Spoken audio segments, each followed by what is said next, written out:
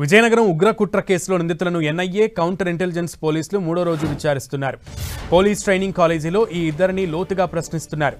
నిన్న 7 గంటలకు పైగా విచారణ చేయగా ఇవాళ మరోసారి విచారిస్తున్నారు. ఈ విచారణలో సిరాజ్ సోషల్ మీడియా పోస్టులపై ఆరా తీస్తున్నట్లుగా తెలుస్తోంది. ముఖ్యంగా విశాఖకు చెందిన ఓ అధికారి సిరాజ్తో టచ్లో ఉన్నట్లు గుర్తించిన పోలీసులు ఆ అధికారి ఎవరనే దానిపై ఆరా తీస్తున్నారు. ఉగ్రవాద లింకులు, ఆర్థిక లావాదేవీలు, పేలుళ్లకు కుట్రపై ఎన్ఐఏ ప్రశ్నల వర్షం కురిపిస్తున్నట్లు సమాచారం. నిన్నటి విచారణలో మాత్రం కీలక విషయాలు వెలుగులోకి వచ్చాయి. గత 7 సంవత్సరాలుగా గ్రూప్స్ పరీక్షల శిక్షణ పేరుతో హైదరాబాద్లో తిష్టవేసిన సిరాజ్ పక్కా వ్యూహంతో కార్యకలాపాలను సాగించినట్లుగా అధికారులు గుర్తించారు. సిరాజ్తో కలిసి ఉన్న సమీర్ అనే వ్యక్తి హైదరాబాద్, విజయనగరం, ఢిల్లీ, బెంగళూరు, ముంబైలో రెక్కీ చేసినట్లు తెలిసింది.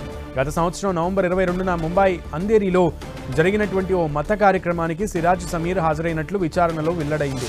అందులో అదాన్ ఖురేషీ, దిల్హాన్, అలాగే మొహిసిన్ షేక్, జషీర్ అలియాస్ అమన్, ఫహాద్, అమీర్ అన్సారీ వంటి వ్యక్తులందరికీ కూడా సంబంధించిన సంబంధాలు కూడా వెలుగు చూశాయి. ఒమన్, సౌదీ దేశాల నుంచి సిరాజ్, సమీర్లకు ఆర్థిక సాయం అందించినట్లుగా గుర్తించిన అధికారులు ఆ ఛానళ్లపై ప్రత్యేక దృష్టి సారించారు. అలాగే యూపీకి చెందిన బాదర్ అనే వ్యక్తి, ఫర్హాన్ మొయినుద్దీన్ అనే వరంగల్ యువకునితో సిరాజ్ సంబంధాలు ఉన్నట్లు తెలిసింది. బాదర్తో సిగ్నల్ యాప్ ద్వారా కాంటాక్ట్లో ఉండటం, ఫర్హాన్ కోసం ప్రత్యేకంగా 4 బృందాల గాలింపు చర్యలు కొనసాగించడం ప్రస్తుతం దర్యాప్తులో కీలకాంశంగా మారింది. మూడో రోజు విచారణ అయితే కొనసాగుతున్నట్లుగా తెలుస్తోంది.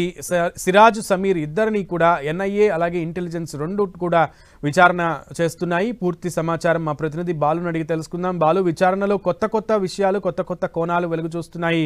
అప్డేట్స్ ఏంటి? సునీల్, విజయనగరంలో ఈ నిందితులు ఎవరైతే సిరాజ్, సమీర్లు అయితే విచారణ అయితే 3వ రోజు కొనసాగుతుంది. ఆ 3 రోజుల నుంచి కూడా వారైతే పోలీస్ కస్టడీలో ఉన్నారు. ఇక్కడ పోలీస్ ట్రైనింగ్ కళాశాలలో ఒక ప్రత్యేక వాళ్ళకి సపరేట్ రూముల్లో ఉంచి వాళ్ళు అయితే విచారిస్తున్నారు. ఇద్దరిని కూడా వేరువేరుగా విచారిస్తున్నారు. ఒకరిని అడిగే ప్రశ్నలు క్రాస్ చేస్తూ మరొకరిని అడుగుతున్నారు. ఈ నేపథ్యంలో ఒకరు తెలియని క్వశ్చన్ ఇంకొకరు తెలియకపోవడంతో వారు ఎటువంటి లీకులు ఇస్తారు, ఎటువంటి సమాధానాలు ఇస్తారనే దానిపై అయితే అధికారులు అయితే ఒక కొత్త టెక్నిక్ తో వాళ్ళు అడుగుతున్నారు. ప్రధానంగా చూసుకుంటే కనుక ఇవి ఎవరైతే వీరికున్న ఉగ్రవాద లింకులు కానీ, అలాగే ఆర్థిక లావాదేవీలు, అలా పేలుల కుట్రకు సంబంధించి కూడా వీళ్ళైతే ప్రత్యేకంగా దృష్టి సారించారు. దీనికి సంబంధించిన ప్రశ్నలు అడుగుతున్నారు.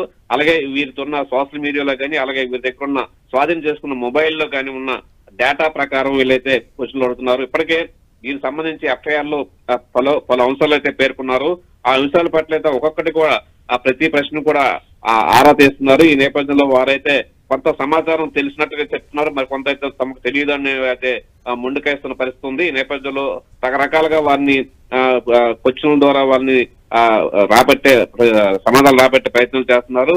ప్రధానంగా చూసుకుంటే కనుక సిరాజ్ ఒక పెట్టిన పోస్టింగ్ సంబంధించి విశాఖకు చెందిన ఒక రెవెన్యూ అధికారి ప్రశ్నించినట్టు తెలిసింది. ఈ నేపథ్యంలో ఆ అధికారి ఎవరైనా దానిపై అయితే పోలీసులు ఆరా తీస్తున్నారు. ఆ అధికారికి ఈయనకి ఏమైనా సంబంధాలు ఉన్నాయా అనే దానిపై కూడా ఆరా తీస్తున్నారు. అయితే దానికి సంబంధించి ఇంకా పూర్తి వివరాలు తెలియజేస్తుంది. అలాగే దీనికి సంబంధించి మరి మిగతా దేశాలతో కానీ, అలాగే మిగతా రాష్ట్రాలతో కానీ ఈ సిరాజ్, సమీర్కి ఎటువంటి సమాధానం ఉన్నాయి, ఎటువంటి కార్యకలాపాలు వీళ్ళు వేసే అవకాశాలు ఉన్న దానిపై కూడా క్వశ్చన్ చేస్తున్నారు. అలాగే కొత్త ఫోన్ నెంబర్లు కూడా కొన్నట్లుగా సమాచారం ఉంది. మొత్తం మీద అయితే మూడో రోజు అయితే ప్రస్తుతం అయితే విచారణ కొనసాగుతుందని చెప్పొచ్చు. Okay Naidu, thank you.